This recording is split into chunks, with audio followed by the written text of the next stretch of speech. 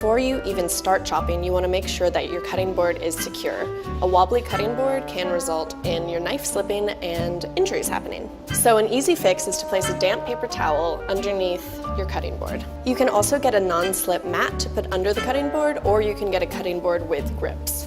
The next important thing is to make sure you're gripping your knife properly. If you put your finger on top of the knife, if you hold too far back on the handle, if you have a dainty grip, those are all incorrect ways. You want to put your finger and your thumb at the very back of the knife and wrap your fingers around it. That way you have a firm grip, and when you chop, you're going to be in control of what you're doing. It might feel uncomfortable at first, but with time, it'll become second nature to you. So one common mistake when you're chopping is to have all your fingers laid flat.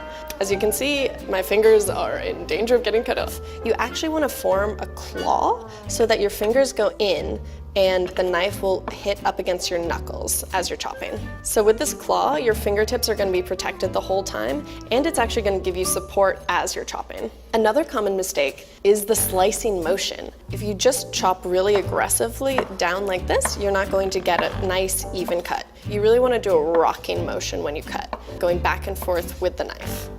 Think about it like a wave. So now that you know how to hold a knife properly, we're going to demonstrate a few common cuts that you see in recipes. We're going to start out with a dice. So for an onion, which is probably the most common thing you're going to dice, you want to cut it in half first, right through the root end.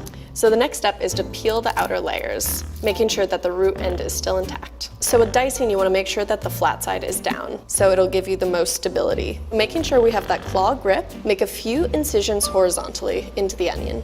Then you're going to turn the onion towards you with the root side furthest away. And again with that claw, make a few cuts vertically. Turn the onion again and use your knuckles as a guide. And you're going to start chopping along and just do that same nice chopping wave motion down. And then look, you've got an even dice. This is an example of a large dice. Here we've got a medium dice. And over here, we've got a small dice. So in most recipes, when you just see something that says dice, it should be a medium size. The next cut we're going to show you is mincing. The most common of these is minced garlic. You want to remove the root end. And again, remember, we're always using that little claw. The next step is to place the garlic under the blade and then smash down. Then you're going to peel the garlic. The papery skin should fall right off. And then again, use that claw, use that same wave motion, and you're just going to repeat this a ton of times. I mean, you can use your fingers on the other side of the blade to help stabilize you,